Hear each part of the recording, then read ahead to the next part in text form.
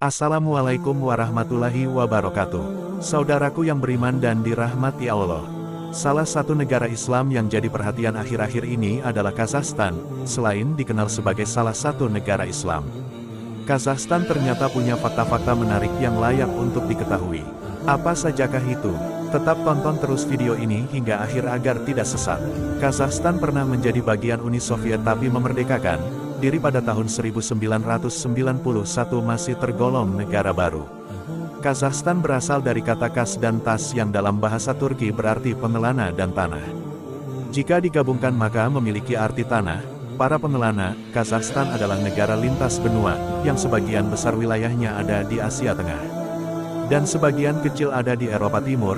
Kazakhstan berbatasan dengan Rusia, di utara China, di timur Kirgistan, Uzbekistan, dan Turkmenistan, di selatan dan di barat berbatasan dengan Laut Kaspia. Dan Rusia lagi. Kazakhstan memiliki luas 2.724.900 km persegi yang menjadikannya negara terluas ke-9 dunia. Saking luasnya ada banyak wilayah yang belum terjamah, makanya sering dijuluki Virgin Island.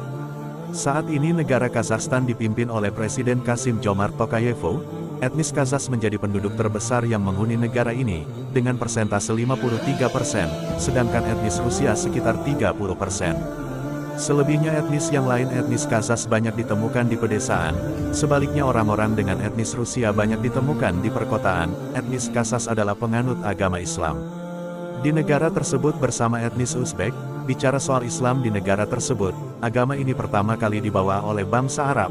Pada abad ke-8 Islamisasi terjadi di era dinasti Abbasiyah yang menguasai Kazakhstan hingga abad ke-12 saat itu. Warga Kazakhstan masih banyak yang menyembah api, beragama Kristen, Buddha, ataupun Pagat. Penguasaan dinasti Islam pun harus berakhir di periode pertama. Karena Mongol tampil menguasai Kazakhstan pada tahun 1220-an, perkembangan Islam di Kazakhstan semakin gencar sejak merdeka dari Uni Soviet. Pembinaan masjid dan sekolah agama menggunakan pembiayaan dari Turki, Mesir, dan Arab Saudi, perkembangannya pun sangat pesat. Kemudian tahun 1991 sudah ada 170 masjid yang telah difungsikan, separuhnya adalah masjid yang baru dibangun. Kemudian komunitas muslim juga tak tanggung-tanggung, ada 230 komunitas muslim yang aktif di negara tersebut. Pada 2022 lalu telah diresmikan, masjid yang diklaim terbesar di Asia Tengah. Yang berada di jantung ibu kota Kazakhstan, masjid yang bernama Masjid Nur Sultan tersebut bisa menampung 235.000 jemaah. Walaupun begitu konstitusi negara ini menyatakan bahwa Kazakhstan adalah negara demokrasi. Berdasarkan sekularisme, tak hanya itu dari segi fasilitas Kazakhstan sangatlah berkembang, sampai-sampai ada Al-Quran, edisi bahasa Kazakh dengan alfabet Sirilik yang diterbitkan pada 1992. Perguruan tinggi Islam pun banyak didirikan, terkhusus untuk mengkaji literatur-literatur Arab. Tak hanya itu, pembangunan pusat kebudayaan Islam banyak dilakukan pada 1993, dengan dana bantuan luar negeri. Sebanyak 10 juta dolar Amerika Serikat, atau setara dengan 158.440.000 juta rupiah. Kazakhstan juga dikenal sebagai negara yang dihuni banyak wanita cantik, salah satu alasannya karena adanya perpaduan ras.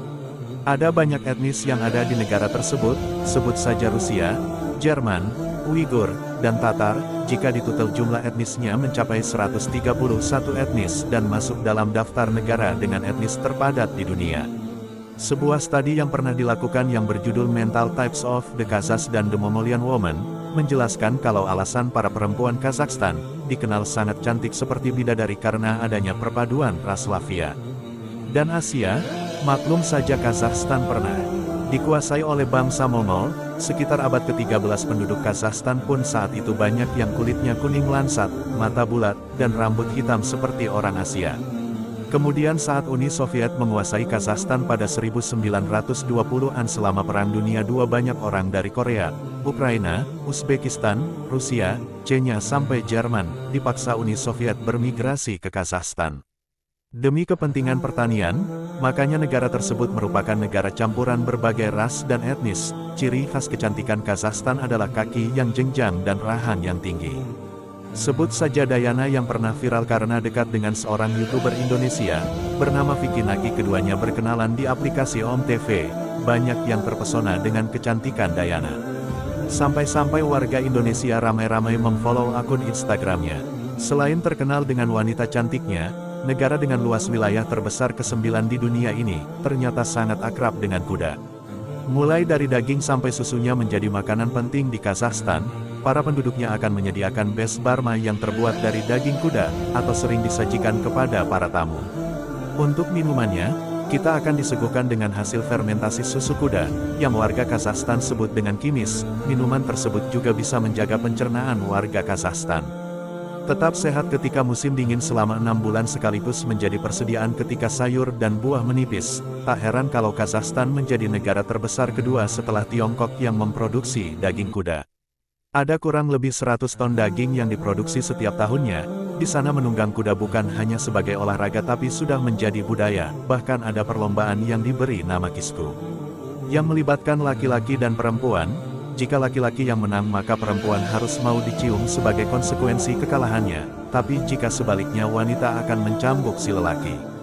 Rusia dan Amerika Serikat yang dikenal sebagai negara dengan senjata nuklir terbanyak di dunia, harus berterima kasih kepada Kazakhstan karena uranium yang merupakan bahan nuklir dihasilkan oleh Kazakhstan, dalam ilmu kimia uranium disimpolkan dengan huruf U dengan nomor atom 92 pertama kali ditemukan oleh kimioen Jerman Martin Henry Klapp pada tahun 1789.